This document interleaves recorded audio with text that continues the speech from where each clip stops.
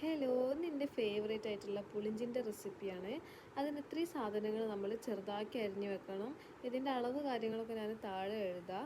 അത് കഴിഞ്ഞിട്ട് വലിയൊരു കഷ്ണം ഇഞ്ചി, 4 പച്ചമുളക് എന്നിവ ക്രഷ് ചെയ്ത് മാറ്റി വെക്കുക. പാന് ചൂടാക്കിയിട്ട് വെളിച്ചെണ്ണ, കടുക് ഒന്ന് പൊട്ടിച്ചിങ്ങാണ്ട് അതിലേക്ക് നമ്മൾ നേരത്തെ അരിഞ്ഞു വെച്ചിട്ടുള്ള സാധനങ്ങളൊക്കെ ചേർത്ത് കൊടുക്കണം. ഒന്ന് ഇളക്കി കൊടുത്തതിൻ്റെ ശേഷം നമ്മൾ നേരത്തെ ക്രഷ് ചെയ്ത് വെച്ചിട്ടുള്ളതും കൂടി അതിലേക്ക് ചേർത്ത് കൊടുക്കണം. എന്നിട്ട് നമ്മൾ ഒന്ന് അടച്ച് വെച്ചിട്ട് ജസ്റ്റ് ഒന്ന് ഇളക്കി കൊടുത്തുങ്ങാണ്ട് അത് അടച്ച് വെച്ചിട്ട് നമ്മൾ വേവിക്കണം.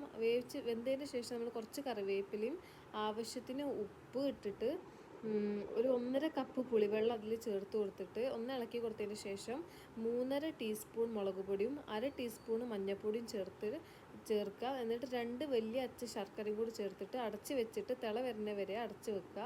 എന്നതിന് ശേഷം നമ്മൾ വെള്ളം വറ്റാൻ വേണ്ടിങ്ങാണ്ട് തുറന്ന് വെച്ചിട്ട് തന്നെ വേവിക്കുക. ലാസ്റ്റ് കുറച്ചും കൂടി കായപ്പൊടി വിതറിയിട്ട്